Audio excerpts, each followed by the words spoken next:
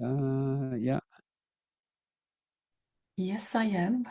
Hello. I'm not sure if you can see. Hello.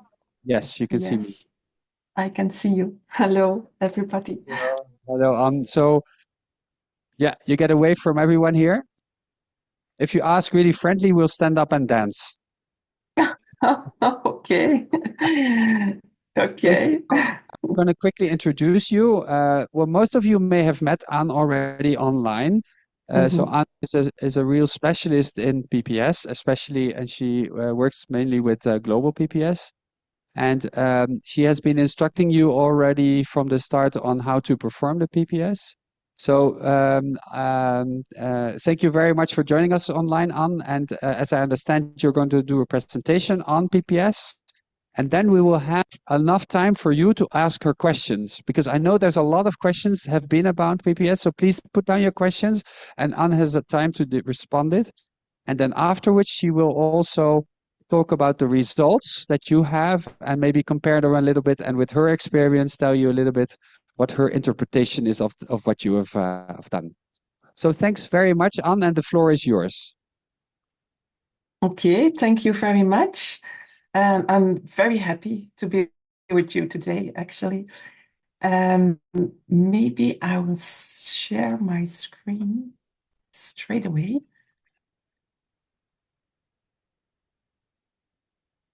Let's see how I can do that here.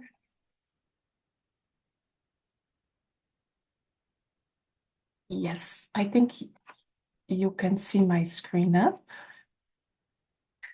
Yeah, we see your screen. So, thank you very much. You all hear me very well. I will walk you through, um, the global PPS that you all have been conducting in your hospital. And first of all, I wanted to say, during my talk, I think it will be interpreted, isn't it? That's already a question I have for you. It will be interpreted in between, isn't it?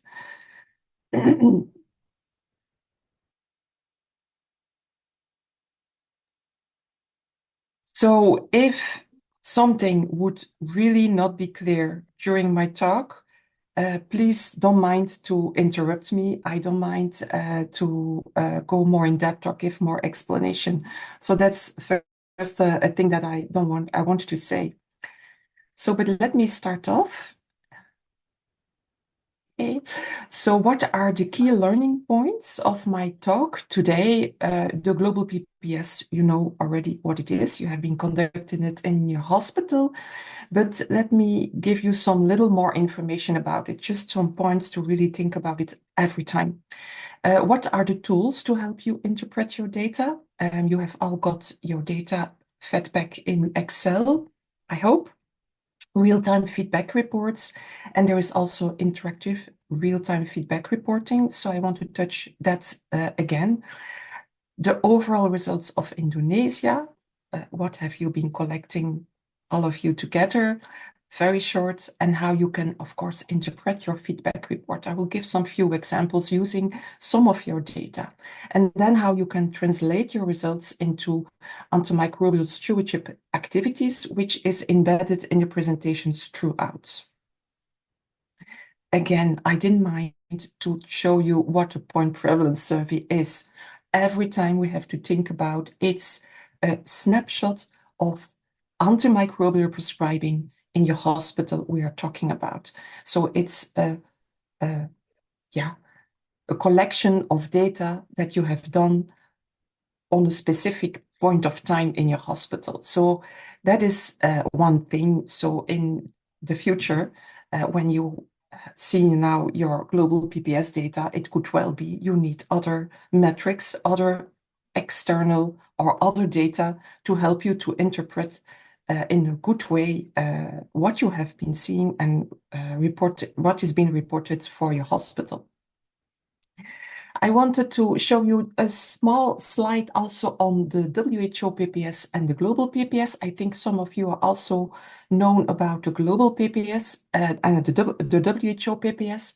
So the WHO PPS is mainly focusing and working with the Ministry of Health where nominations has to be done. So the global PPS is based on a voluntary basis. You have been very willing to participate, but also through Ministry of Health, like in the Philippines as well. It's been taken on board by the Ministry of Health for a long time, since 2017.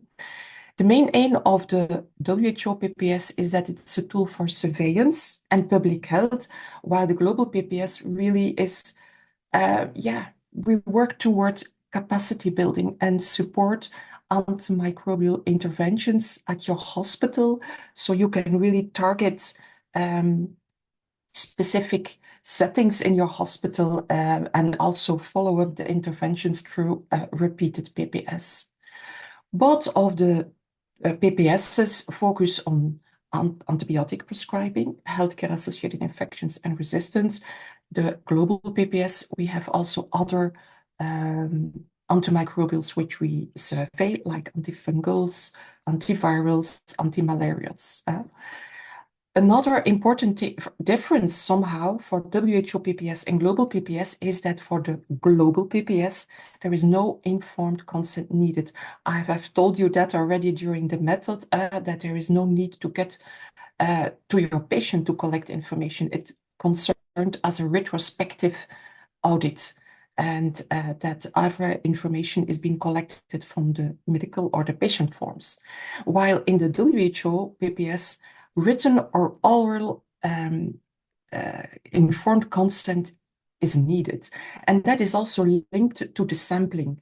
In the WHO PPS, following the definition, you go to a ward and all inpatients, even including day cases, can be part of your PPS. But then at least if more than 80% of the inpatients are inpatients, more of the patients are inpatients. So they look really, they sample at patient level. So that is definitely not possible for the global PPS. I've told you that back in July, that there is no way you can sample patients at the ward level to have a correct denominator and a numerator. Although sampling of wards is possible, you have now collect the data in your hospital. Most of you have already sampled wards, I have seen. You did not survey the whole hospital, but we ask you to include then a set of specific wards. Next, I will go a little bit faster here. The data entry for WHO is in Excel. We have a tool, you know that, and we have also automated real feedback reporting that you have all received. The frequency for WHO PPS following the protocol, 3 for 5 years, but with the global PPS, we have 3 surveys open each year. You know that, and we hope in the future to open more surveys a year so you can follow up more easily interventions you have been setting up in your hospital. Okay, so then the support and the help desk is also there. But let me jump to the next one. Why conduct a PPS on antimicrobial use? You know that you are now getting insight into your hospital antimicrobial prescribing patterns. With the feedback reports and the whole exercise you did, you have already a long list of potential areas where you can try to improve antimicrobial prescribing in your hospital. And it's important, I heard it already, Jeroen saying just before my talk, that it is really necessary to choose feasible interventions which are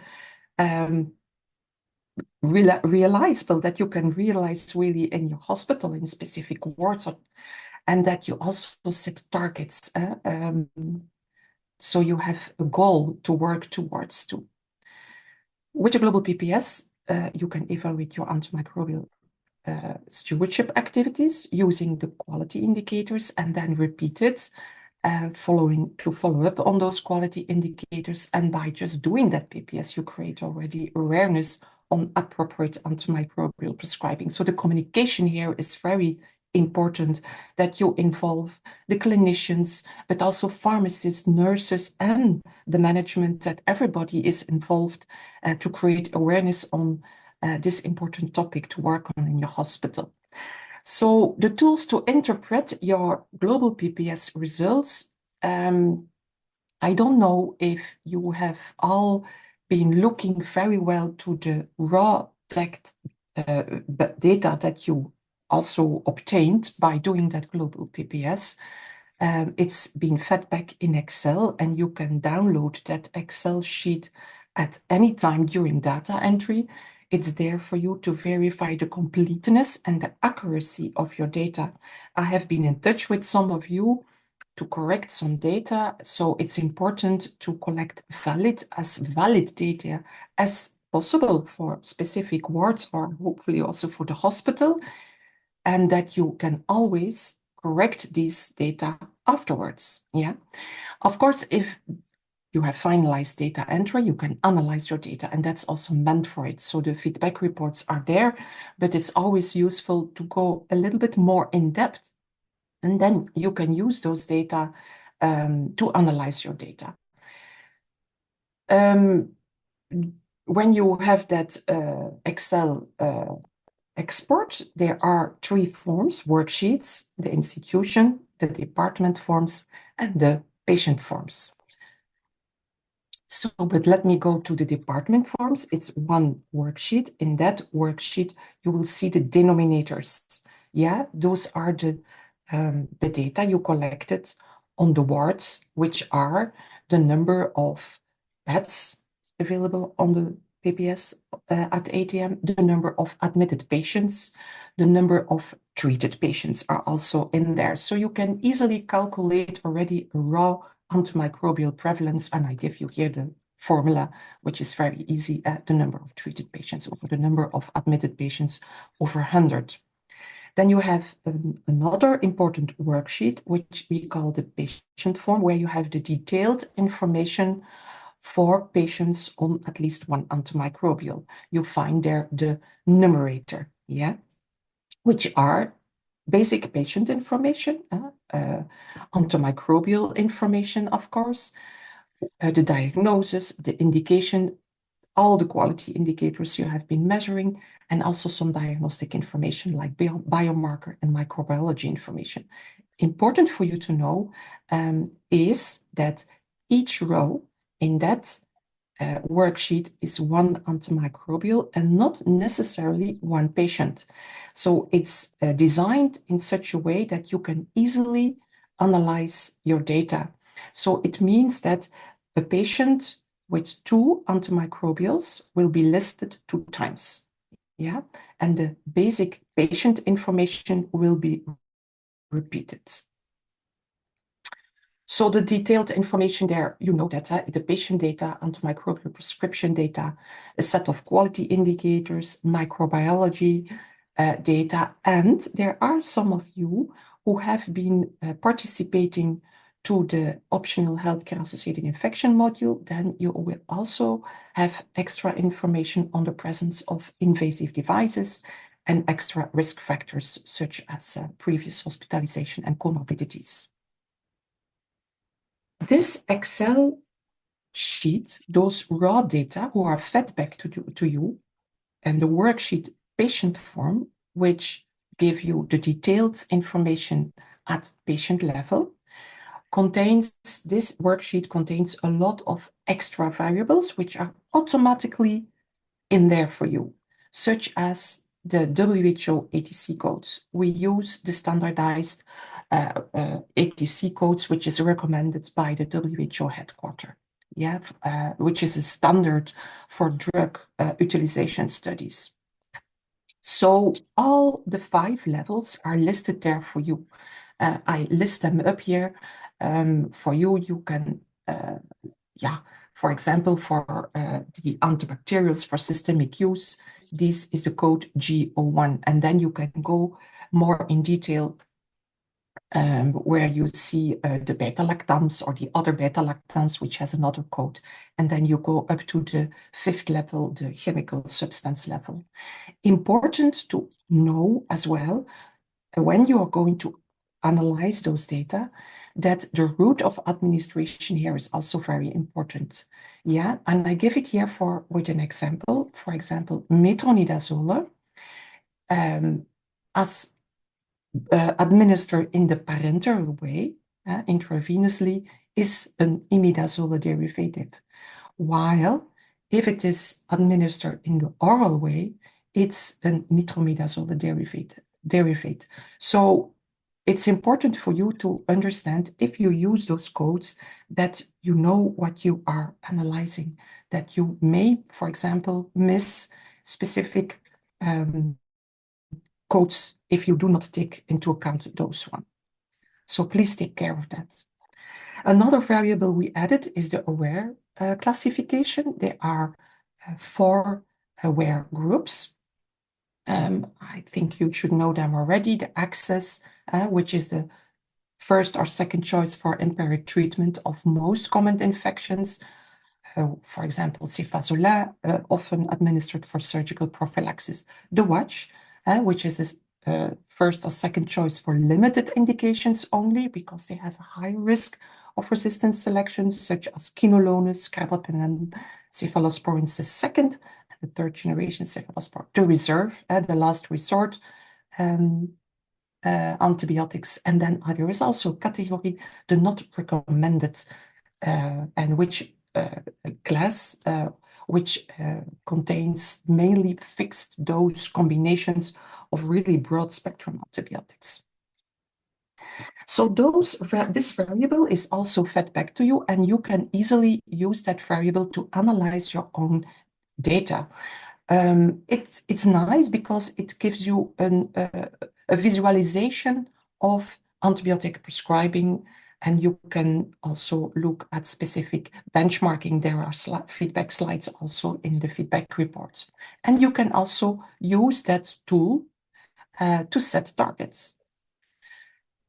Following the WHO advices, it's advised to maximize the use of access antibiotics in treatment guidelines. I will come back to that later. And also to target watch and reserve groups in stewardship activities.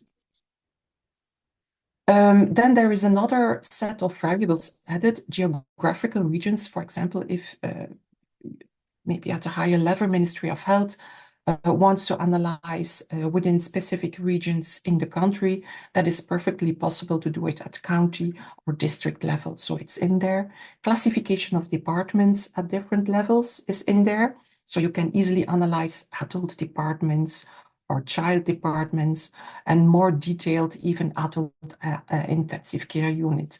So all of this is in there. And then we also have a variable which we do not feed back in the feedback reports, but I wanted to tell you also, there is an extra variable that we added, the number of days of antimicrobial treatment to the day of the PPS. As you may remember, there is a variable, the date of the start of the antimicrobial, and together with the date of the survey, we can give like a proxy of how long that antimicrobial was already administered to your patient.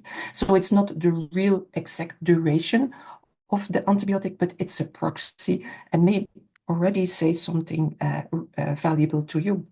And then also the official DDDs are in there.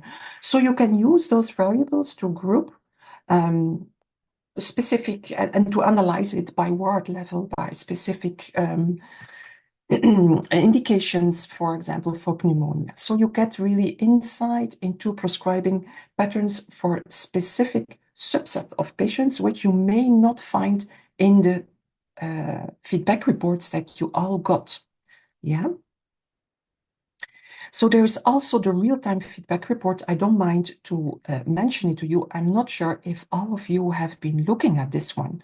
So the real-time feedback report, first of all, is the 1-point feedback slides that you all got.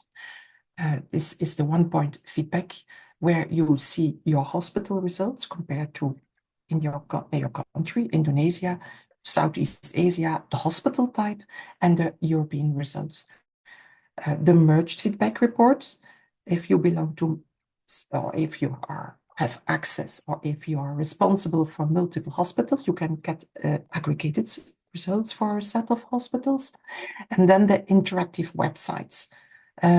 This is exactly the one I wanted to point to you. I don't know if all of you have been looking at it, because it provides really more detailed single and also longitudinal results in future with benchmark for country and region. And it facilitates and it gives you even more detailed customized analysis. So those feedback reports are there to allow you the identification of the burden of prescribing behavior in your hospital, antimicrobial prescribing patterns for specific indications, the burden of healthcare-associated infections, its risk factors, but also the related antimicrobial prescribing. And hopefully you will be able to identify targets for quality improvements. And it will create awareness. I hope that you have all sit together already in the hospital and discussed, but I think you did already discussed the results you have obtained following this exercise you did in your hospital, and it will help you to design local, tailor-made stewardship actions. So they are really designed for your hospital.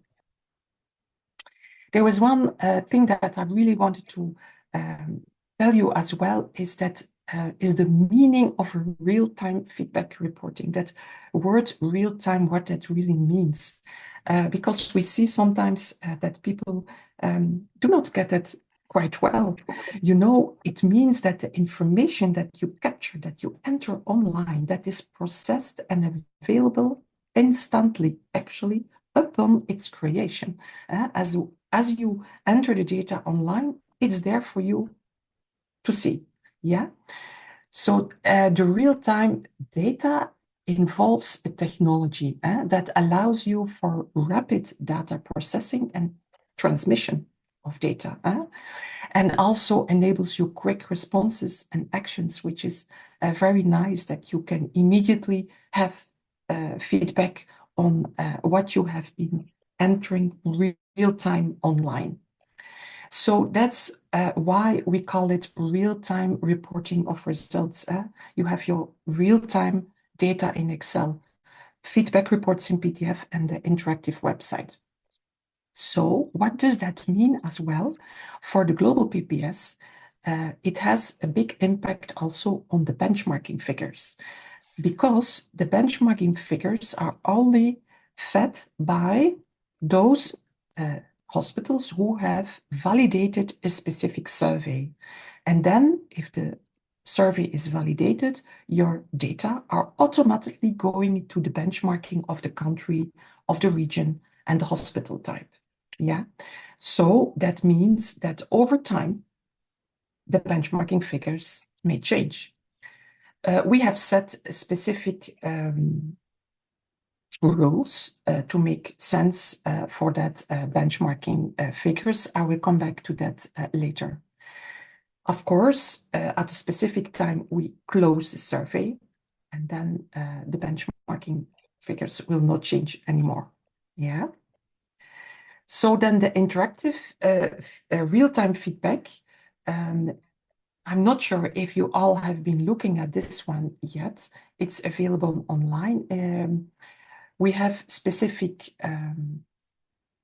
analysis there that you can look at, degree of participation, antimicrobial use prevalence by war type, antimicrobial subgroup, and then you have a specific analysis you can do, for example, by indication, by diagnosis, by war type. So you can really choose specific set of indicators you want to retrieve a result for your hospital or for your ward.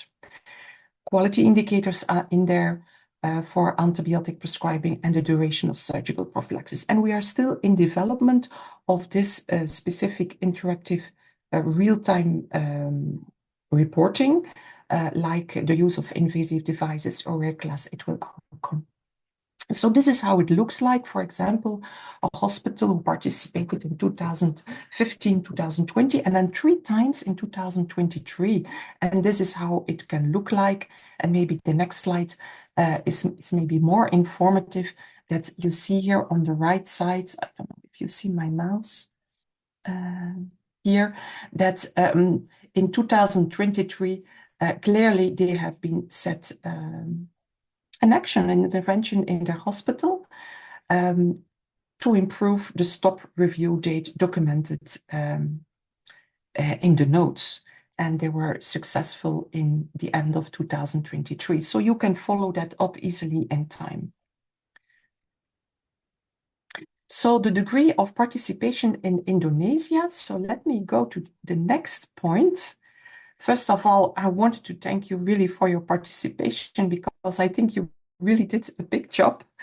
I've seen a lot of data all of a sudden appearing, and there was a lot of pressure, I think, and maybe hopefully not too much stress for you, because I know it takes some time for you to collect good data and enter it online. So thank you so much for your participation. So this is the degree of participation for Indonesia, which I have seen in the database. On the left side, you see the hospital type. So we have tertiary care hospitals, 6-1, and 3 secondary care hospitals who participated and who are entered data online. You see the county here where you belong to, whether it was a teaching hospital, yes or no. So the tertiary care hospitals were all teaching hospitals. Whether the healthcare-associated infection module was included, there are a few who did it. You see here, through, for example, secondary care, but also some tertiary care hospitals participated as well to the healthcare-associated infection module. One hospital participated twice in 2024, and there is only one hospital who surveyed all the wards in the hospital. I wanted to tell you already, even the data are validated for most of you. You see here that most data are validated. It is still possible to enter more data in the same survey, September, December, and then afterwards you need to revalidate your data again. So this is an overview of the data in the database. Most data are collected on adult wards. You see here the main department, adult wards, and also a few of you collected data on pediatric wards. And you see here the sub-department type. For example, adult intensive care unit, adult medical ward, adult surgical ward. You see the number of beds. These are the denominators, the number of patients, denominators, the number of admitted patients present on the day of the PPS at 8 a.m., and the number of treated patients next to it who have been treated with at least one antimicrobial, and then easily the bed occupancy rate can be calculated and the antimicrobial use prevalence can be calculated. You see here already, I put it in red, that in pediatric wards, the overall antimicrobial use, the prevalence is higher in pediatric wards as compared to adult wards. Yeah, and also within adult wards, we expect higher prevalence of antimicrobial prescribing in, for example, infectious disease, adult medical ward, 66.7. Yeah, and other wards which have lower prescribing. So from data collection to the development of antibiotic stewardship actions, the interpretation of the real-time global PPS feedback reports, you know, there are a lot of quality indicators obtained during this exercise in your hospital. The prevalence of antimicrobial use, indications, was it community acquired, hospital acquired, was a prescription administered for medical or surgical prophylaxis, which classes have been used, broad spectrum, narrow spectrum, what about the ratio of access watch antibiotics? How many watch is being prescribed in my hospital? Which antibiotics have been used for particular infections, for surgical prophylaxis, and a lot of other typical for the global PPS also quality indicators are specific local guidelines missing for specific indications. Maybe you will notice maybe you will notice that and that you did not know before, that specific indications, there are no local guidelines available. It's possible. And if they are available, is then being prescribed according to the local guidelines. It is all in there. Has a clear reason why a prescription has been prescribed for your patient. Is it being recorded? Is it being written somewhere in the medical files? Is there a clear duration of treatment or stop date being written in the medical files? The duration of antibiotics for surgical prophylaxis, and what about empiric versus targeted prescribing based upon a microbiological result? It's all in there. So there's a lot of information, and I do believe that it is not easy to see straight away, where do I get started? So, and that is what you are going to do now here in this training, also to try to find a feasible intervention for you to set up in your hospital.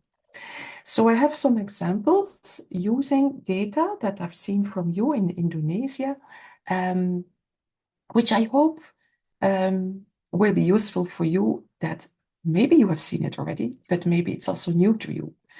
So I have an example of a report. It's all anonymized, but maybe you will recognize some slides from your hospital, a first hospital. For example, this gives a slide in the feedback report in PDF, the antimicrobial prevalence in adult wards. So every time a slide is providing full information, and every word, let's say it's important to have a good interpretation of what is given there to you as a result. So this concerns antimicrobial prevalence in adult wards only. So here you have the different adult wards listed for you, the total in adult wards, adult medical ward, hemato-oncology adult medical ward, transplant, pneumology, adult surgical ward, and adult intensive care unit. You see that in this on top is the results for your hospital, for this hospital, and you see they only collected data for adult medical wards, adult surgical wards, and an adult intensive care unit. So what do we see more? The country, Indonesia, you remember there were 7 hospitals with validated data up to now, as of today. So this counts all the data, the benchmarking data, the merged data for Indonesia in 2024. This continent is East-South Asia. You see it also below the benchmarking data, which it concerns the country, the continent, and then below the hospital type, it concerns a tertiary hospital, but we merged them also with specific and infectious disease hospital, but for Indonesia, it's only tertiary care hospitals. And important for you to know that hospital type is set at country level. Yeah, so it counts, it merged all the data for tertiary care hospitals within your country, here Indonesia, and then Europe. So on top you see always the denominator, yeah, the number of admitted patients, like here for this hospital there were 277 admitted inpatients, and you see the treated patients below. There were on adult wards overall 36.1% of patients who were prescribed at least one antimicrobial. The numerator, the round denominator, is not given, but you can easily calculate it. So it means that 100 patients out of 277 patients were administered at least one antimicrobial on the day of the PPS for those admitted on adult wards. Important for you to know, and also good to know to do that correctly when you enter data online. We have an important slide as well with specific adult medical wards. As you see here on top, cardiology, dermatology, burn wards, geriatric, infectious disease, and you see them all listed here. Here, this hospital only had registered or collected data for adult medical wards in general, which is all those before, listed before on the previous slide, but it contains also infectious disease. And you see here already that's important for you to understand that feedback report very well, that there is a lot of patients being collected for adult medical wards, but only 7 on infectious disease, and none of it was on at least one antimicrobial. You have here the same thing, the benchmarking data, the denominator. Important for you to know, imagine you have, I give it here, a gynecology obstetric ward. Here, I hope you see my mouse. I'm not so sure actually. Here you see OBG, and you see that there is, for the country level, although for your hospital you have not collecting data for this ward type, but at the country level you see there is 39.3% prevalence for patients admitted on a gynecology obstetric ward. And that could be important for you as well to know, to have a look at what is going on in my country, because if you compare that to the European data, this is really a big difference. This was striking for me to see. You see it? In European hospitals, the prevalence of patients admitted on gynecology obstetric wards is only 8.9%, which is quite different as compared to Indonesia. I'm just giving you that information. It's up to you, of course, to be able to interpret those data at a local level, of course. So the benchmarking data is important. We have an explanatory note in the feedback report, and you see it here. For example, you need to know that at country level, there should be minimum 4 hospitals before you will see the data listed in as benchmark for the country. If there are less than 4 hospitals, that field will be empty. The same thing with the hospital type at country level. There should be also minimum 4 hospitals before you see those benchmarking figures. Yeah. At continental level, we have set a minimum of 25 hospitals. Yeah. So it's also very good, really, to check really also the reference year, because, for example, if it is the beginning of the year 24, let's say, and there are for the continental level of East South Asia, or even for the country level, not enough data for 2024, it goes back in time and it will take the reference data, the benchmarking data from the year before in 2023.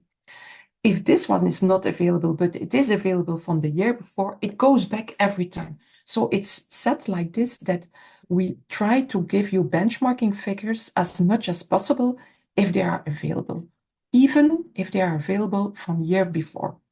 Yeah.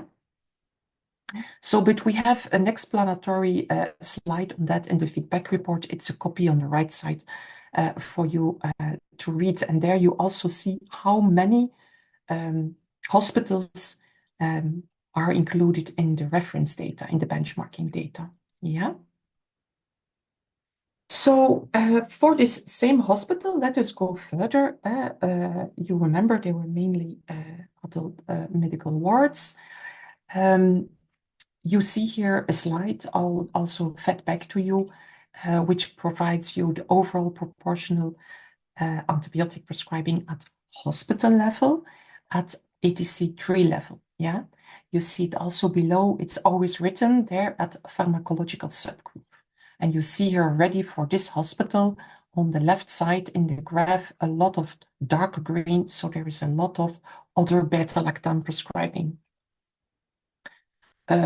You have the country next on the right side. And then you have the continent in the middle, the hospital type.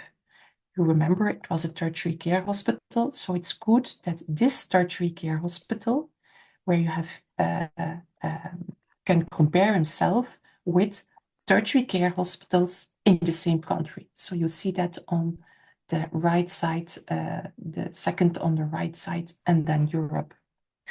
So this gives you already a nice overview of what is being prescribed in my hospital or in the wards. Of course, think about that.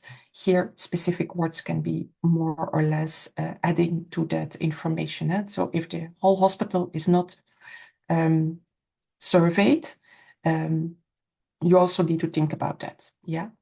So here there is less penicillin prescribing, only 2%, most other beta-lactams, but also a lot of quinolones.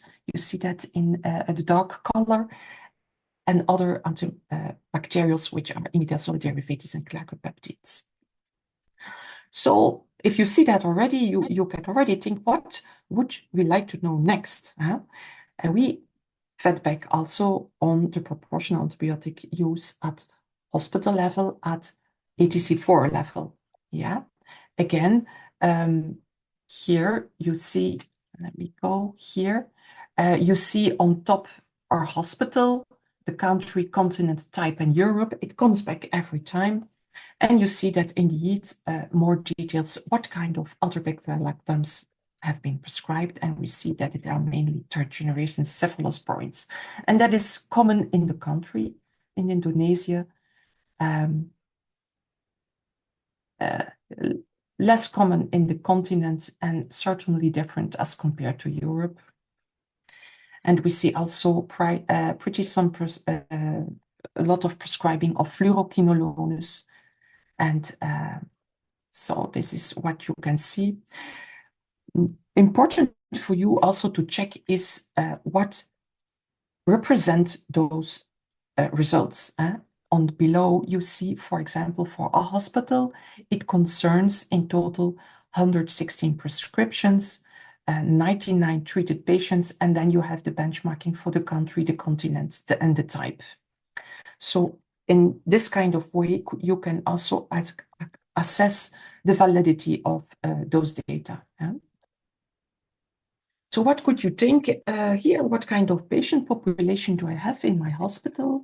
Because it's hospital-wide. Have I only surveyed adults, children? What about neonates? What are the indications? Are the guidelines existing? So there's a lot of things you can think of this slide already and go more in depth. For example, the same hospital, what about medical wards? Same thing, you see in medical wards, there are mainly also third generations being prescribed, fluoroquinolones and imidazole derivatives. You see below what kind of, how many prescriptions it concerns. Yeah, important for you to check. For your hospital, only 12 prescriptions, 10 treated patients. So that's already not that much. So think about that, please, every time. But still, it can give you pretty some good information. Again, indications, guidelines is something you can think about. Another slide, because we talked about here before medical wards, let us look what are the most common diagnoses being treated with therapeutic antimicrobials.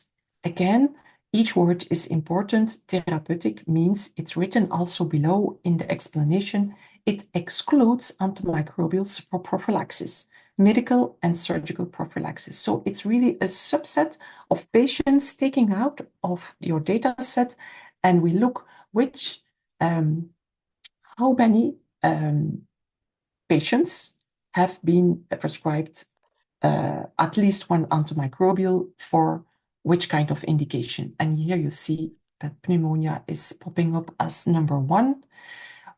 It's calculated at diagnosis level, but of course, diagnosis level is 1 patient. Yeah, so there are 26 patients, 26 pneumonia being recorded in the data set for this hospital, followed by skin and soft tissue infections. So, but let us go more in depth. What about pneumonia in my hospital? You see that in this hospital, it concerns 26 patients.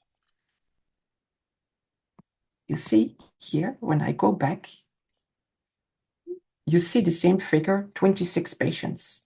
Yeah, so it should match. You see here which kind of antimicrobials have been prescribed. In green, it's what is being prescribed in this hospital, in this particular hospital. In blue, it's the benchmarking of the country.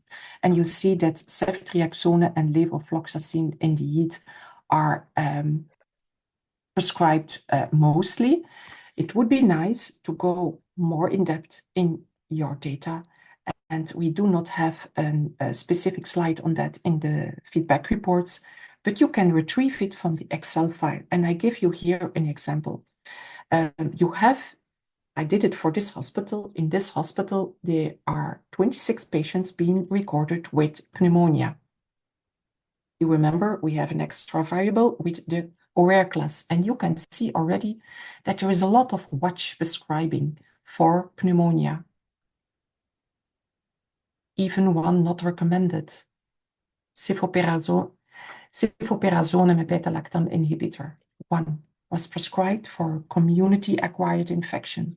So you can analyze it very easily, which antimicrobials have been prescribed for which indication, to which aware class do it belongs, and was it community acquired or healthcare associated? And here you see indeed that most antibiotics were prescribed for a community acquired infection, but also pretty some form of healthcare associated infection.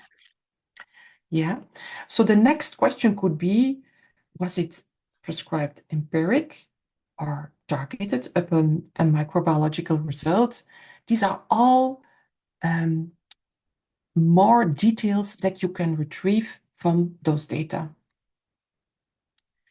So, but let me go next, another slide for that same hospital, where we fed back on the aware prescribing of antibiotics by indication. So you see here medical patients, surgical patients, and intensive care unit patients.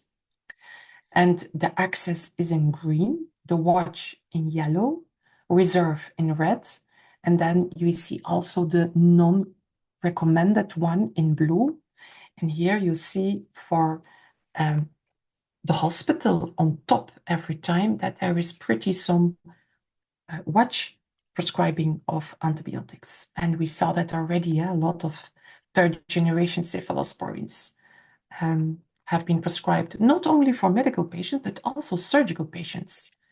And even not recommended use for surgical patients. They are also for intensive care units, but also for surgical patients. If you see that in your feedback slides, the first thing that I would think of is that correct? Did I make a mistake? So you can go back to your data. If it is a mistake, you can correct it at any time, and you can validate your data again and get a new feedback report. If it is not correct, yeah, maybe you can see how you do the next step and work with those data. But anyway, also for Indonesia and in general, Southeast and South Asia, watch prescribing is really common. Yeah. So again, the indications, is it community acquired, healthcare associated? What about surgical prophylaxis? There are all kind of sub-analysis you can do. Let me take a second hospital, an example of a report. I took out some few slides. It's another hospital. Same slide as before, antimicrobial prevalence in adult wards. Yeah, you see that the prescribing in adult wards, adult medical wards, the denominator, the numerator you can count. It's very similar prescribing. 37% of the patients have been prescribed at least one antimicrobial in an adult ward. But there are also adult intensive care unit patients being surveyed. And here you see there are only 3 patients. So you know already here, you see on the right top, 3 patients, you know already this is not really much. And if it is 33.3. That means that one patient out of those 3 has been prescribed at least one antimicrobial. That will not say so much for you in your intensive care unit, right? What you see as well is an empty field here, hospital type. It is a secondary care hospital. It's not written there because it's not available, but I can tell you it's because there is not enough benchmarking data, right?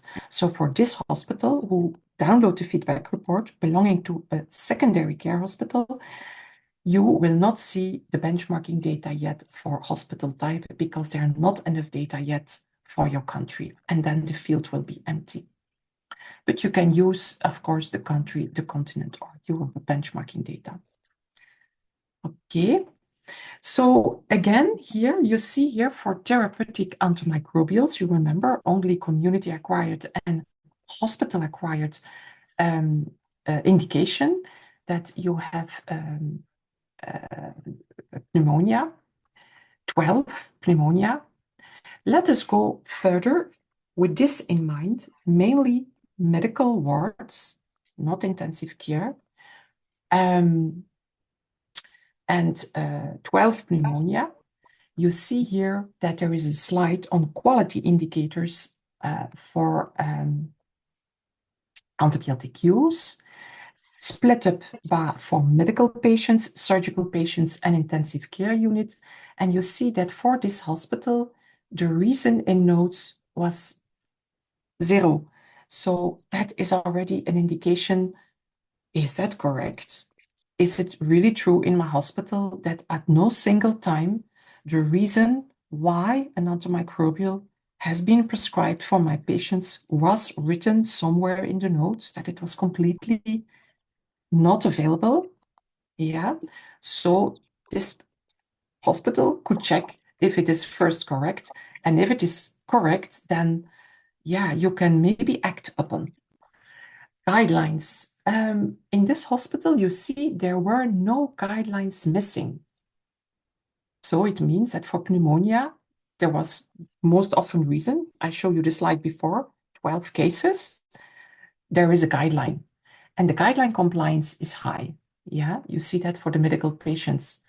For surgical patients, we have also guidelines in this hospital. There are no guidelines missing, but there is only 40% compliant. It concerns 4 patients, 4 indications, because it's calculated at the level of patient and diagnosis. Yeah, so it's like at patient level and diagnosis, guideline compliant. So it's less than 50%.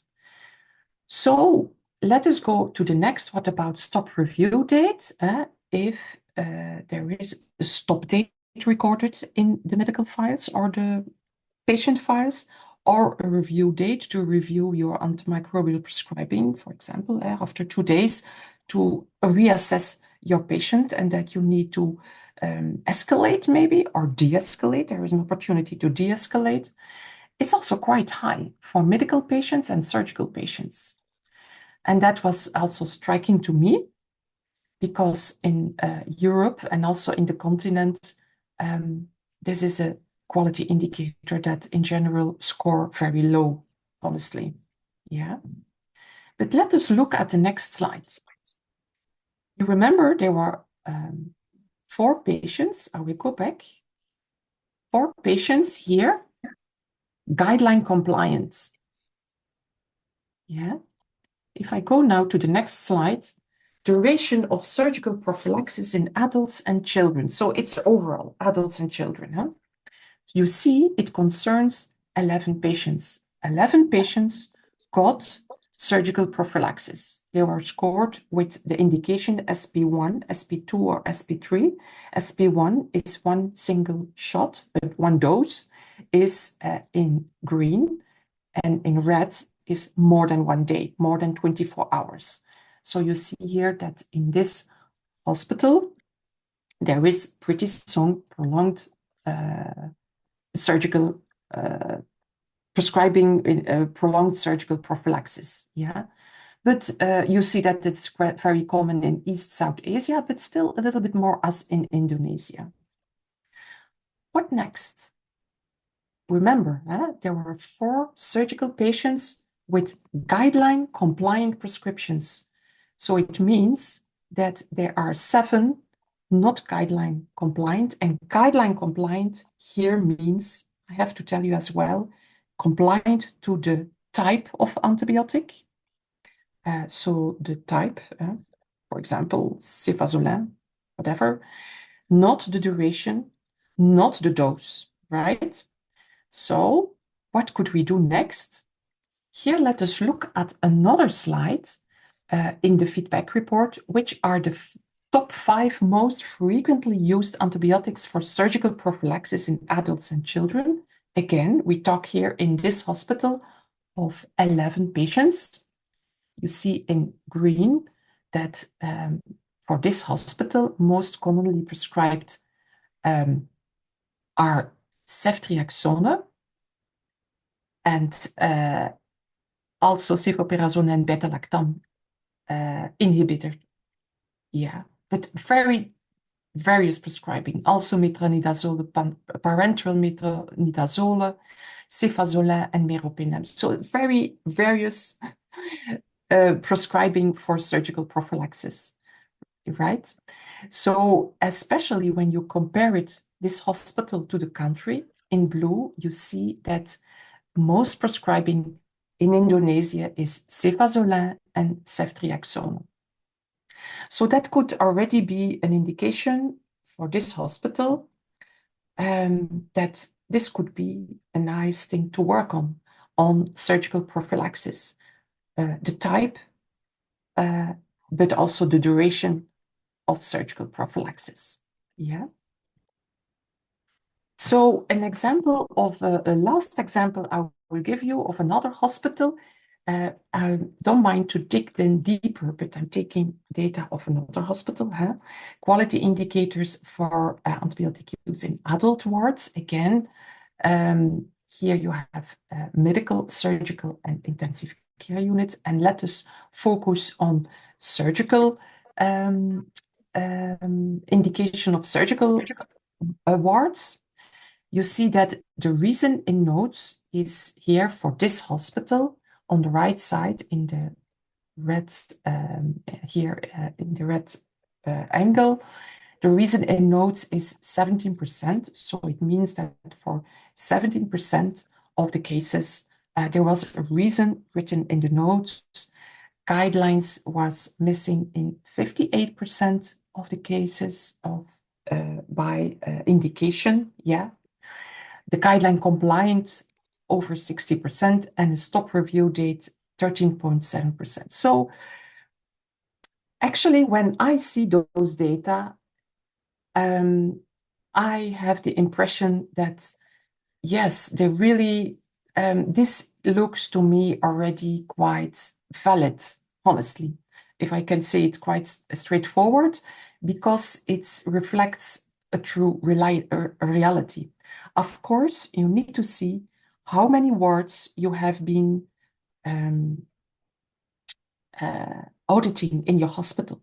Did you survey the whole hospital or not? So that's also, again, a very important thing you need to take into account. Have I audited only specific sets of wards or the whole hospital?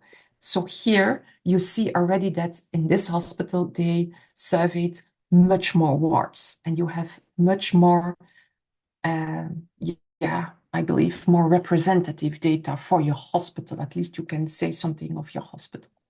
Yeah. But anyway, it's very interesting to see that there is a lot of room for improvement, I do believe, also for this hospital to work on, and where you can pick up an indicator to work on.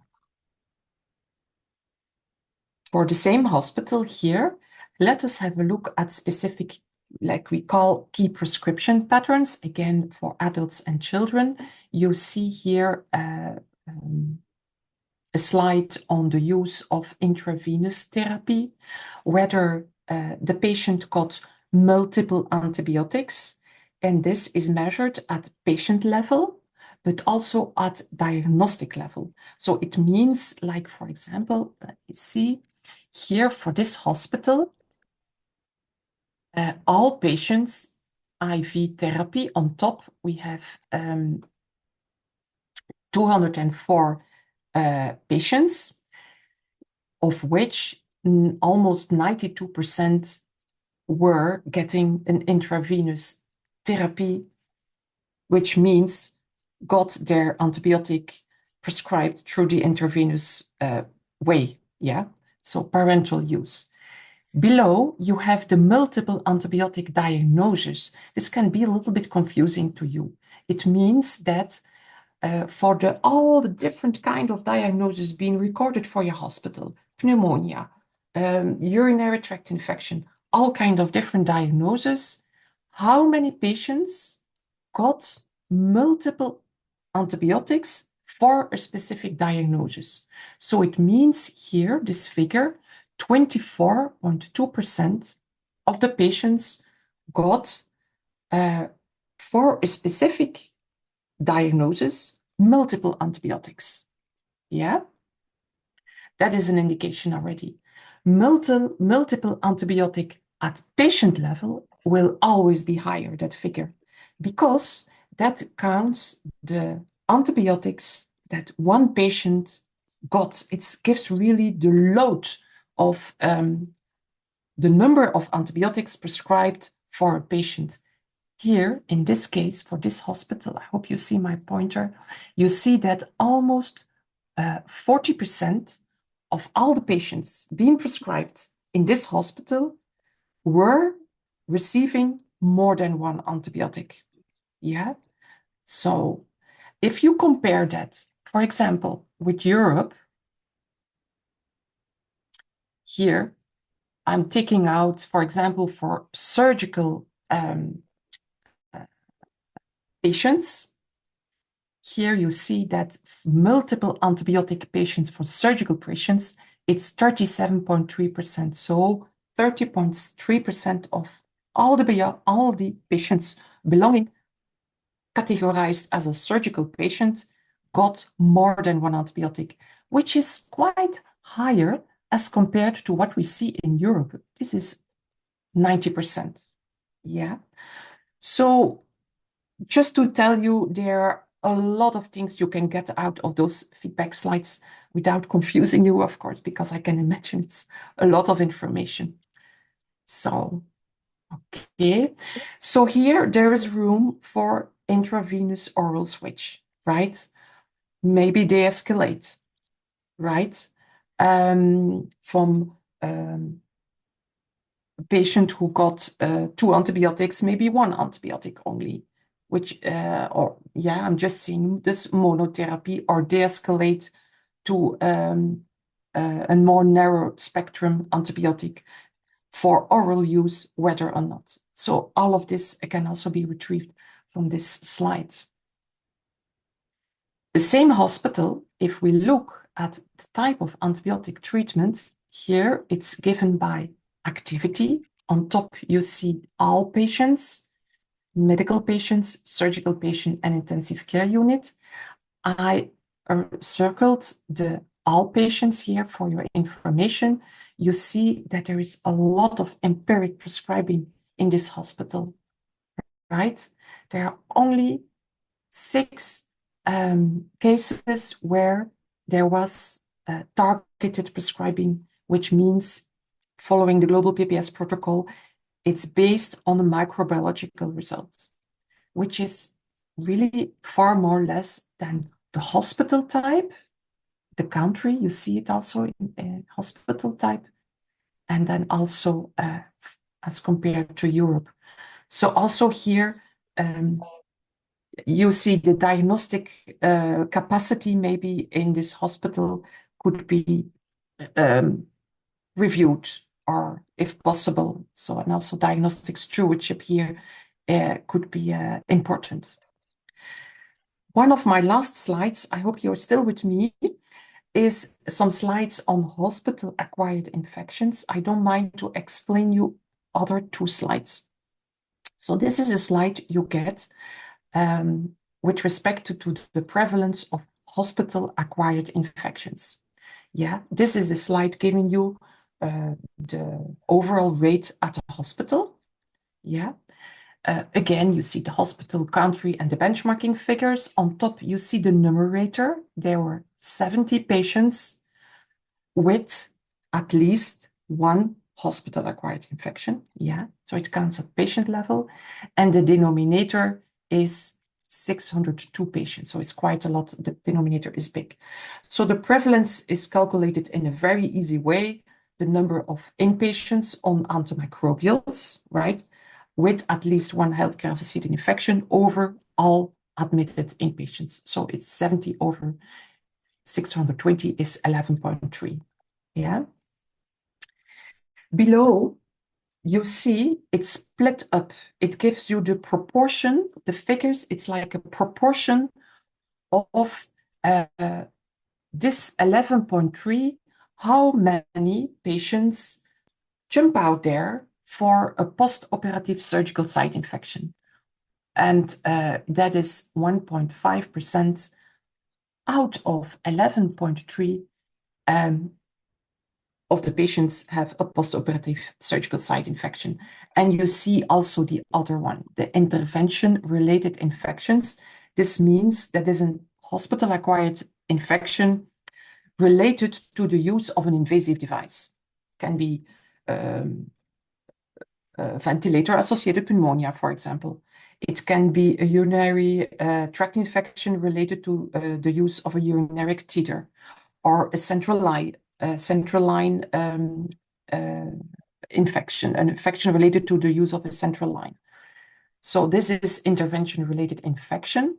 We have Clostridium difficile associated diarrhea is nero. Other healthcare-associated infection can be any other healthcare-associated infection which is not related to the use of an invasive device, is 5.2. And then also, you remember, it's a tertiary care in a hospital, so they get referral patients from other hospitals. So also here you see that in this hospital, there is a big load of patients already, because they receive patients from other hospitals. There will be more severe patients. So you see here already also that there is 2.1% of the healthcare-associated infections overall were from patients from another hospital.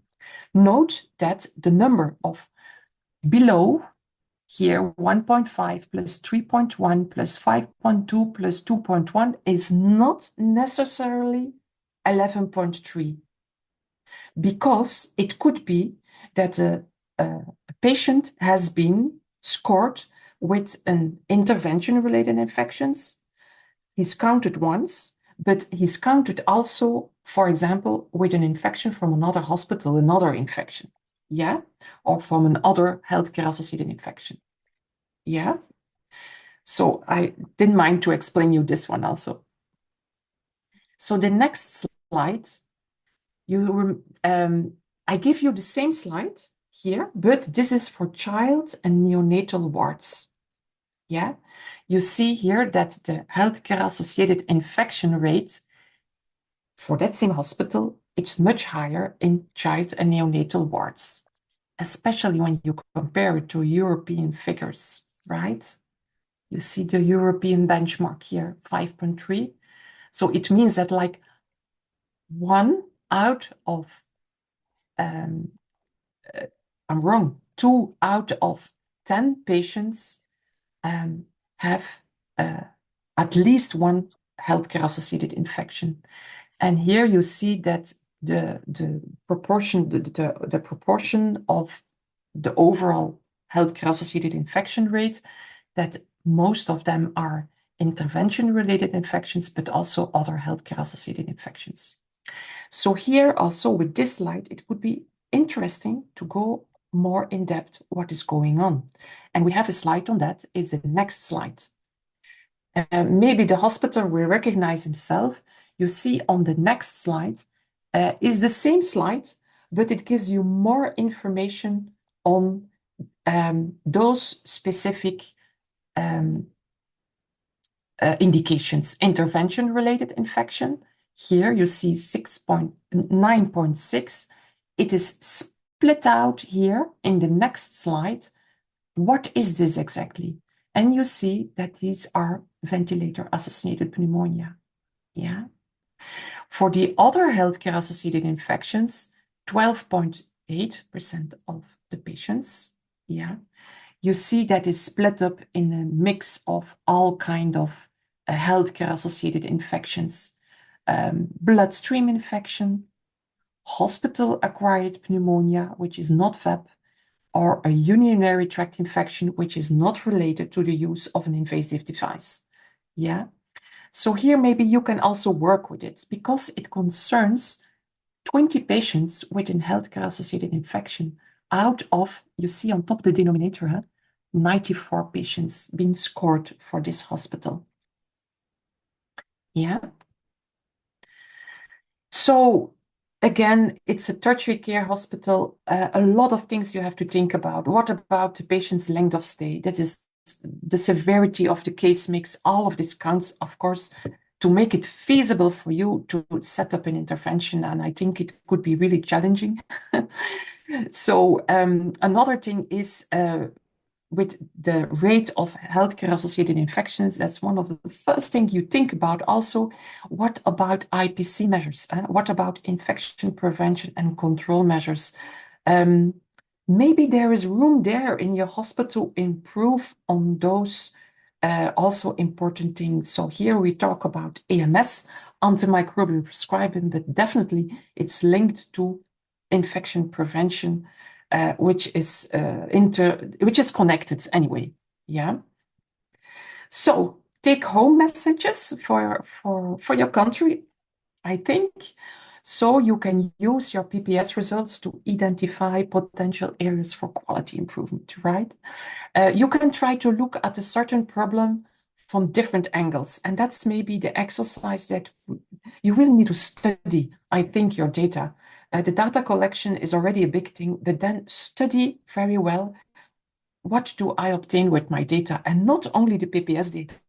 You maybe have also other data which can feed the good interpretation of what is going on in your hospital, pharmacy data, or maybe you need longitudinal data. So that is very important. For example, surgical prophylaxis. What about duration, guidelines? Check the benchmarking data for the global PPS. Again, very important for you to not forget. So how many hospitals sit in the benchmark, and which kind of sub-region can also be important. The denominator that you need to check. And also, I invite you really to look a little bit closer to the raw data that you are having also in your hands, which is fed back to you in Excel with all those extra variables. You remember? So you can easily do your own analysis and maybe find something and put something in evidence. It's possible. The context, of course, is important to interpret the results. The patient case mix, seasonality, all kind of other variables that could hamper, be a real big barrier for you to to also in the future set up an intervention or not. So that is, and also during the data collection, you really have to look at a bigger picture, I think. Then to choose an intervention and to choose a problem or worry or on which you want to focus on, I think it would be nice, but this will be for tomorrow, to think of a small set of SMART goals and actions which are really specific, which you can measure. You have measured now, but that you can remeasure, or maybe you need other data to measure, as perfectly possible, which is feasible and which is also relevant, which you have a lot of gain in your hospital, and time-bound also, and that you also are able maybe to set targets, the little target, the small target it is, but at least an objective where you want to reach and which is clear for everybody working with you in the hospital. Communication is important. Every time discuss with prescribers, with the ward staff, with the head nurse, all kind of different levels. So you define the responsibility of everybody who could be involved with this important topic. And who knows, that is the cleaning woman when you have to improve IPC. Huh? So, so you define and discuss before, during, and also after. It's like a long process. That communication, I think, is really important. And of course, every organization has its own needs.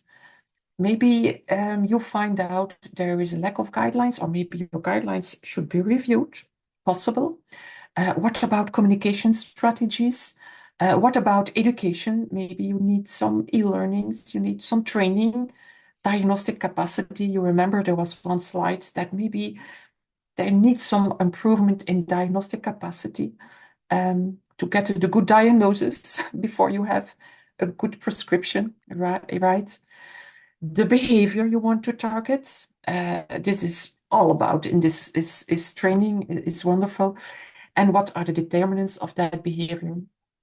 And then when you go home, hopefully I will see more data entering. You can always add more data, you know that.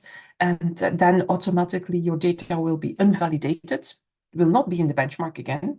And then you can validate again and add them again to the benchmark, yeah. Or maybe other data that you need, that you see, I will not get there with my PPS data. I need really another set of data. So perfectly possible.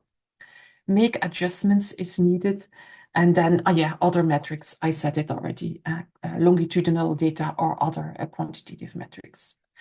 So just a little slide on the AWARE classification, which you have slides for, which is really also for the WHO very important. And I think it's a really important stewardship tool, a very easy tool to show you in an easy way where you can work on.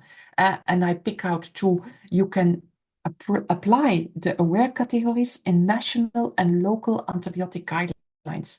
Try to maximize the use of access antibiotics in empiric treatment guidelines. If you have guidelines, to try to maximize the use of access antibiotics if possible. Yeah. And then also target, watch, and reserve groups for stewardship.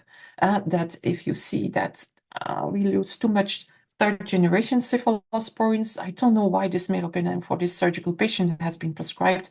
It could really nice focus for stewardship intervention. And yeah, voila. So I thank you for your attention. I am at the end of my presentation. And I'm very happy to answer any question.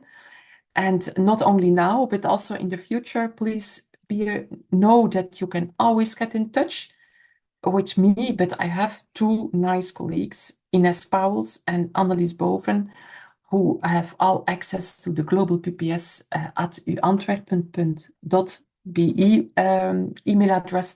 And we are always happy to help you for any concern or question you may have. Okay, thank you very much. I hope if something was not clear, please just tell me. Thank you very much, Anne. Thank you very much. It is great if you close your presentation and then we can see you live, and then we can maybe have some questions, because I think there's a lot of explanation being done. And so indeed, if there's any questions, I think maybe you ask the question if you can in English, but if not, you ask it in Indonesian and I will translate it. I'll put on the what is it? My headset, and then I can translate it. Yeah, you have maybe one at a time, so we so they it's easier Okay, to understand. thank you, Miss Anne. Hello, good day there. I'm Fitria from Cipto Mangunkusumo Hospital. Let me ask in Bahasa Indonesia. I have two questions. The first one, WHO tadi Bu menyampaikan mengenai PPS ini kemudian dapat data klasifikasi awalnya berdasarkan WHO. Jadi ada buku WHO Aware, Access Watch Reserve. Di Indonesia, kami memiliki Permenkes, Peraturan Menteri Kesehatan, nomor 28 tahun 2021 tentang pedoman penggunaan antibiotik nasional, PPAB nasional. Di situ Indonesia memiliki kategori aware yang berbeda. Jadi kategori aware di Indonesia dan aware di WHO itu berbeda. Apakah di global PPS ini bisa di-adjust sesuai dengan policy yang ada di Indonesia, sehingga kami bisa juga melakukan evaluasi sesuai dengan policy yang ada di kami. Kemudian yang kedua, kami mendapatkan sosialisasi di tanggal 25 Juli tentang global PPS ini memang diharapkan seluruh ward di Fasiankes, seluruh layanan di rumah sakit. Tetapi di kami sudah coba untuk melaksanakan dan belum bisa semuanya dan kami memprioritaskan di beberapa lokasi. Mohon insight-nya, apa plus minus ketika kita melakukan di lokasi tertentu dengan mungkin someday bisa mampu laksana untuk semua lokasi, tetapi sepertinya entahlah itu kapan. Terima kasih banyak. Thank you so much. Wassalamualaikum. Oh, Should I ask it or you want to translate? Okay, I can translate. Yeah. Okay. So, and I will translate the question for you. So the first question is about the aware classification. So in Indonesia, we have national guidelines. It is slightly different. So I'm aware, I heard from hospitals, antibiotics that it's categorized as not recommended. In Indonesia, it's part of like watch, I believe. Yeah. Yeah. So the question is, if like we in Indonesia want to participate, can you adjust the aware classification based on our national guidelines? oh, Yes. oh, So yeah. I see. Yeah, you know, the global PPS we conducted worldwide, you know. Oh, then I have to talk to our IT experts. Um, I'm pretty sure that he would not be so much in favor. Oh la la, you know, the aware classification, which is automatically fed back to you, is following really the official WHO aware classification. If I propose, if you really want to make changes to that, which is, you know, like for example, I can understand that in the UK, for example, amoxicillin and amoxicillin clavulanic acid, like for example, very commonly used in Belgium, it's concerned as access. But you know, in the UK, they also concern it as watch. They consider it as watch, not as access. So they also adjust their own aware classification. So I can really reason with you. Oh, but how to automatically change that for, you know, because we are a global, we offer a global tool for everybody worldwide. It's difficult to make changes for specific countries. But what I advise maybe you to do, and I can also do that for you if you want, is in the Excel file, change it.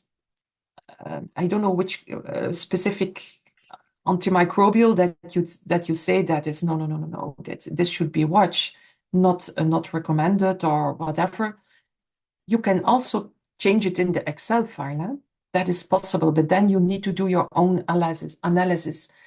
I can help you to do that for you in an automatic way, but in the feedback slides, that may be, if I see it now, a bit difficult. I'm pretty sure you're not satisfied with my answer. No, I think it's a very good point, especially because you also notice it happens in other countries sometimes. Yes. But I think the answer is clear right now, right? So it cannot be changed easily because it's a technical thing, Yeah. and to understand, of course, that you can't change it for every different country, but for yourself in your own data, you always have access to the Excel file, so you can change it in your own Excel file. You will then have to Also, if you want to have that in figures, then you have to do that yourselves. It's not going to be the automated report. Yeah. And the second question. The second question about collecting data hospital-wide versus only in specific wards. So the question is, in some hospital, because the hospital is quite big, more than 1,000 beds, so and there's not so many human resources available, and so yeah, so maybe they just want to like collect data in certain wards due to that limitation. So they want to know your thought about what's your perspective about that, like what's your The optimal way yeah. of using. Yeah. So yes, so following the protocol, we say that it's good to have an overall picture in the beginning for the first time and do the whole hospital. But of course, if you have 1,000 beds, or we have hospitals who had even 2,000 beds, I mean, it's a lot of work, and it's even not worth doing it because the global PPS is really there for, yeah, for you to improve antimicrobial prescribing, and it's not needed to do all the words. So you can perfectly from the beginning make a selection of the words. But we really ask you to make a selection of specific word types. Imagine you suspect problems in pediatric wards. You may survey, for example, and focus only on pediatric patients, and then you only get slides of the pediatric patients, yeah, in your feedback report, because you may have seen it when you download the feedback report. If you have not surveyed pediatric wards, you will not receive those slides because it's not relevant for your survey, for your audit, or for your hospital. So that is one thing. If you focus on a specific set of patients, it's perfectly possible to do that, but you need to take into account that you will also receive slides of overall hospital rates, and then this will be maybe a biased figure, right? And that's why we say always carefully look at what you have of how many data you have for a specific word set. You remember I show it in the first two slides. You have the overall adult medical wards, different one, adult surgical, adult intensive care, and then it is split up with different other wards types. There was another slide that I show, for example, infectious disease wards, or for example, rehabilitation, all those of obstetric gynecology wards. Yeah. So if you decide maybe to focus on specific ward, I would really take specific ward types which make, first of all, sense to you, because the global PPS is there to improve antimicrobial prescribing, not to collect data for data and put it in your cupboard, but really try to work with it, and that is useful for you at a local level. But if you make that choice to look at specific word, please within a specific word type. We have specific word types in the protocol, yeah? For example, all adult surgical wards, all adult intensive care units, all adult medical wards, all adult pediatric wards. I'm just saying, if that is, Yeah, I think that would be nice. Yeah. I think that indeed a little bit of practice and see how it fits your own hospital and make sure that you put in the right words is probably the best. Okay, so we'll thank you, Anne. We'll go to our next question. Before you ask a question, you can actually activate the translation button on your screen in Zoom. I've been trying, yeah. So you can. I think there was just sent a note to you. If you then you can hear it directly. If it doesn't work, we will still translate, but it's apparently there with the little globe. You can actually put on the translation, so you'll see the translation coming in. I've tried. Okay. So another question from your side? Yes. Shall we try? I will listen on, and then we'll translate to you if you can't find it on the Zoom. Go ahead. Okay, thank you. My name is Reza from Murah Hospital. Perhaps I can speak in bahasa. Jadi pada implementasi global PPS kemarin ada satu kode yang memang kita temukan tentang completely unknown indication. Dan itu menjadi satu project yang akan kita angkat untuk kita lakukan. Namun saya tidak melihat di report atau di result berapa persen yang completely unknown indication. Apakah nanti bisa ditampilkan data itu? Karena beberapa pasien kita report kita laporkan sebagai unknown indication seperti itu. Mungkin tapi di hasil report yang dikirimkan by email itu belum nampak di mana yang completely unknown indication. Mungkin itu masukannya. Terima kasih.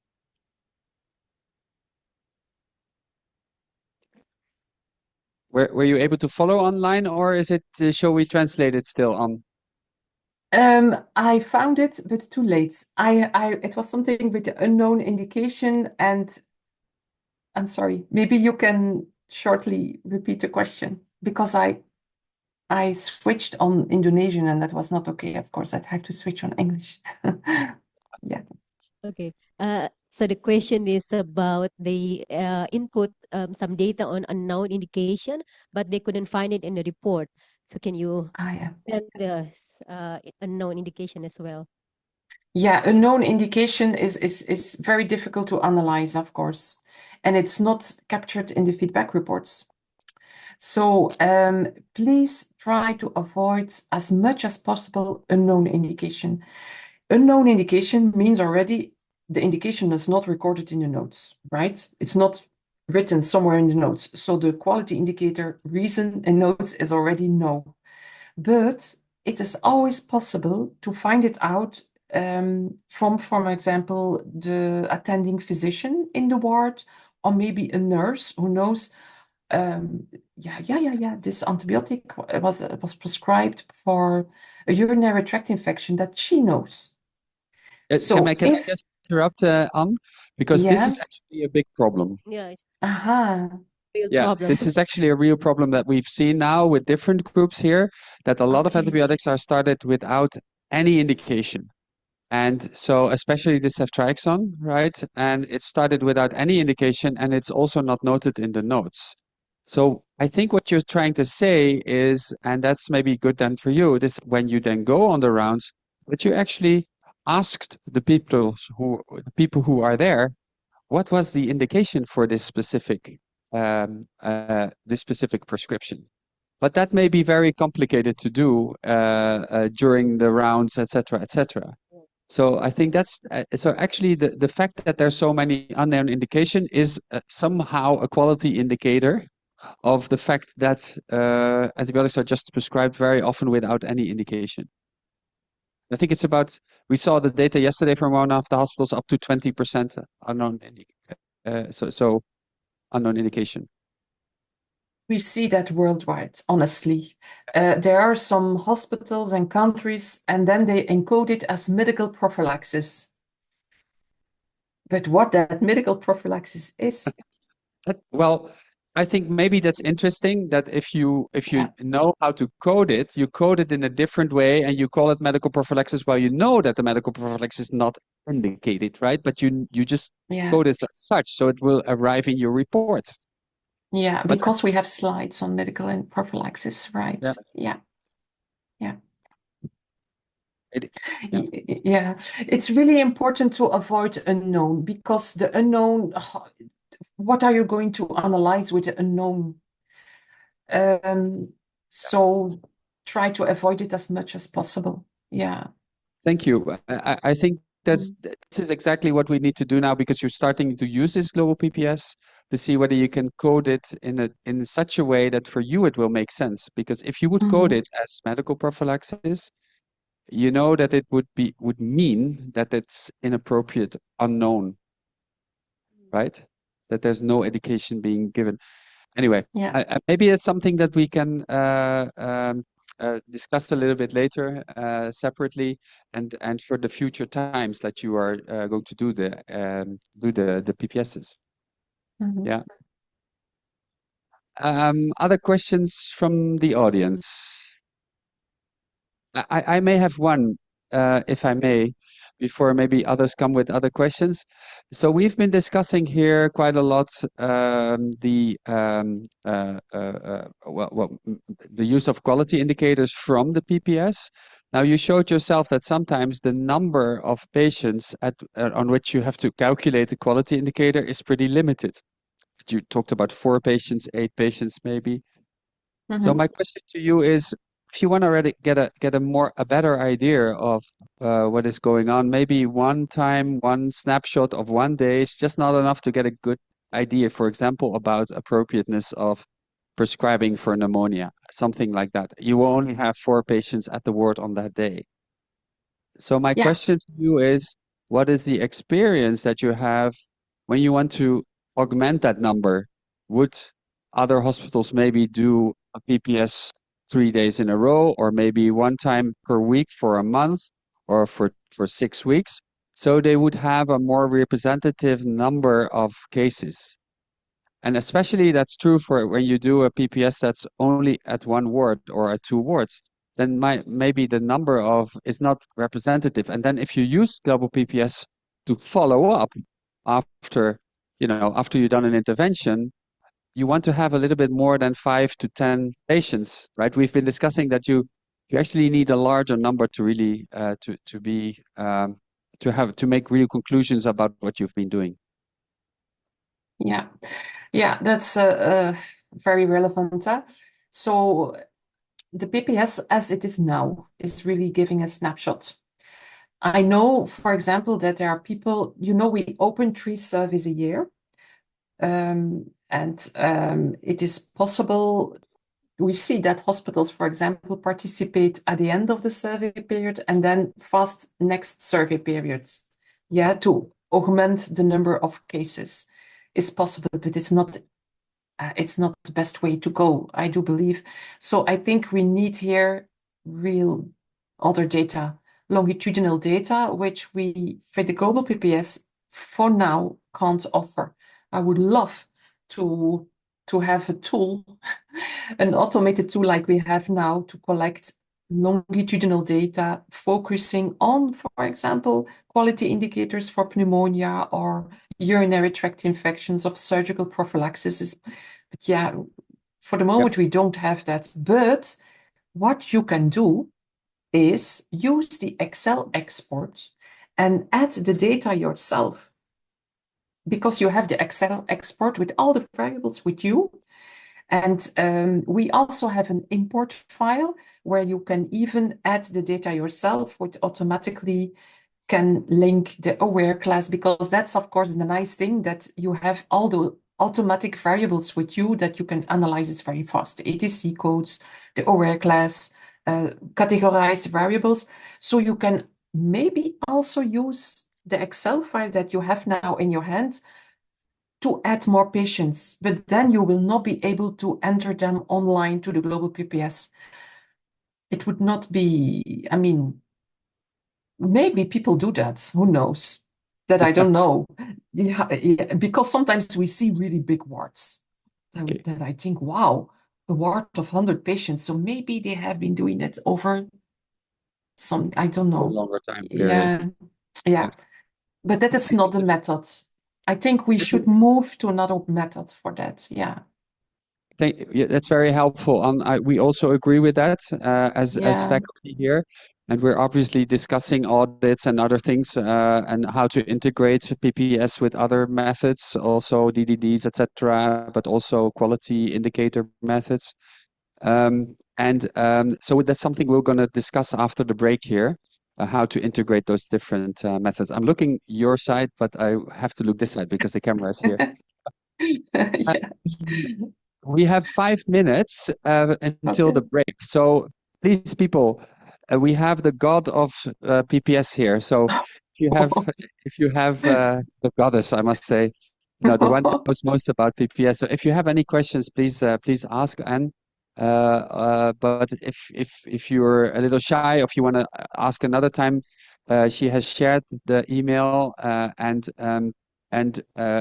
also you can send her a mail, I'm sure, or one of her colleagues for help. So, any other questions? No? I still have something to add, which I thought of. One of the very first questions was, okay, the AWARE classification, we have a little modified AWARE classification, and you remember it's perfectly possible. I'm thinking, I have a real nice colleague, Annelies Boven, who is in charge now of programming the feedback report in R. She's doing that also for the outpatient module. And she can easily modify things in her syntax and retrieve an automated feedback, maybe for a specific hospital or country. So I can ask if that could be possible for specific countries or specific settings. But then it's really individual help. We can't do that for worldwide, I think. We completely get it. I think that's something we will now, so the people who have need for that, we can ask to contact you via email. Yeah, we have one more question. Yes, you can say it in Bahasan. Selamat siang, nama saya Mega. Di sini saya sebagai dari fellowship untuk tamu. Saya sebetulnya dari rumah sakit yang tidak melakukan Golden PPS. Jadi kalau misalnya saya menanyakan pertanyaan yang memang awam dan mungkin teman-teman sudah tahu, saya ingin menanyakan hal tersebut. Jadi saya kan baru melihat ini untuk pembacaan hasil dari Golden PPS. Untuk yang saya bingungkan pertama, ini kan kalau misalnya kita dari rumah sakit besar, misal seperti itu, rujukan tingkat A. Nah, itu apakah di Gold PPS ini dapat memisahkan mana yang dari rujukan, mana yang tidak? Karena nanti pengguna antibiotiknya atau penggunaan atau infeksinya akan juga sangat berbeda. Kalau memang itu dijadikan satu, datanya menjadi satu whole data besar, justru akan tidak sebagus data memang kacau balau seperti itu. Nah, kalau dari tadi kan dilihat di sana datanya itu jadi satu. Jadi kemungkinan untuk rumah sakit yang tipe tipe C atau yang vaskes pertama dia mungkin masih baik. Tapi untuk yang tipe yang lanjut seperti rumah sakit kami yang tipe A tipe A itu mungkin rujukannya karena dirujuk mungkin dia sudah terinfeksi dari rumah sakit sebelumnya atau menggunakan antibiotik sebelumnya. Lalu yang saya tanyakan lagi, di situ kan ada not rekomendasi antibiotik. Nah, not rekomendasi tadi kan di Indonesia kan besar sekali. Apakah juga apa juga tergantung dari itu juga gitu loh. Seperti batasan not rekomendasi itu seperti apa? Karena di situ kan dari slide-nya tadi tertuliskan adalah fixed combination. Nah, fixed combination ini yang tidak sesuai itu yang batasannya seperti apa? Terima kasih. Okay. Yeah. So the question Thank is you. Okay. The I question completely is understood. Thank you for the good translation. Yes. First, maybe you can recall, thank you for the question, it's very relevant. Maybe you can recall that I showed slides, or maybe I should share it again. We have benchmarking figures for the country. That's true. That's a mix of primary care hospitals, secondary care hospitals, tertiary care hospitals, in fact, any hospital participating in the country. That gives a picture of the country. But we also have a benchmark of hospital type. So tertiary care hospitals or referral hospitals, all kind of, and infectious disease hospitals, hospitals which we know have already more severe patients, definitely. It's in there, in that benchmarking. So, and that's at country level. That's at country level, not at regional level, East Asia, for example. Yeah. I don't know if that answers your question. I had slides on that. Maybe I should share it or not. I think the major thing was on that. Yeah. Because these hospitals allow a lot of, these are tertiary care hospitals, they allow a lot of patients who already were admitted in other hospitals, so they have a different pattern. They have a Yeah. different profile.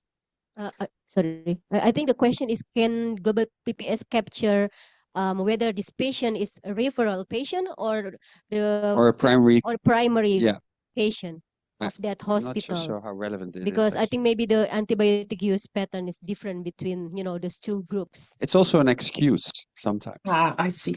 I understand now. So, with respect to, yeah, you're right. That's a very good one, actually. We should add that.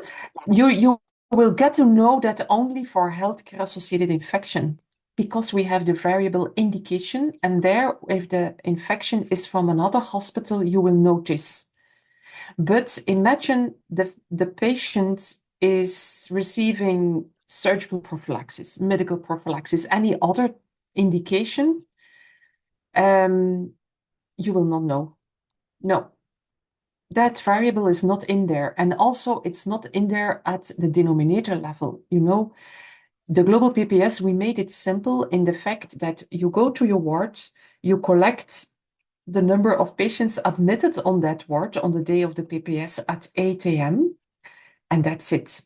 We do not know which patients are from referral or just admitted straight away to this hospital. We don't know that. So also there, we can't capture that information. But that's a very good one, actually. Because actually, yeah, we only capture that information for healthcare-associated infection. We know that, okay, this is a referral patient. But for all other indications, we don't know.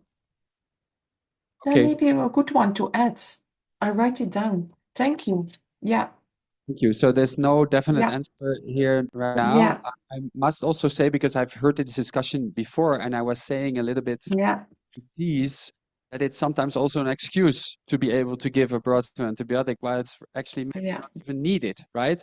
So the question is, if you really want that stratification, right, it's going to give you an excuse to start broad spectrum antibiotics because the patient came from another hospital. But is that true? I don't know. Right? Maybe you should stop the antibiotics and reculture, right?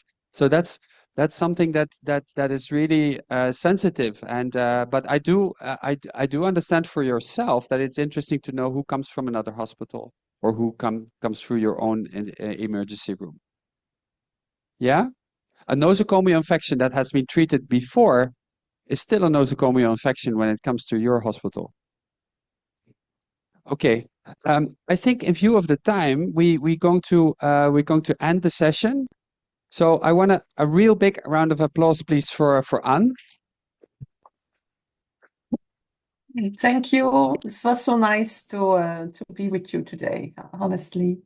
I hope to see you back in emails or my colleagues, so we can make something really nice. Yeah, with this data. Thank you very much, Anne. And Thank you. thanks for providing this specified presentation and the reports. We've been looking at them all the whole day yesterday already when the presentations were done. So thanks a lot, and we'll meet soon again. Bye-bye. Okay, bye-bye. Thank you. Bye. Okay, here's the camera.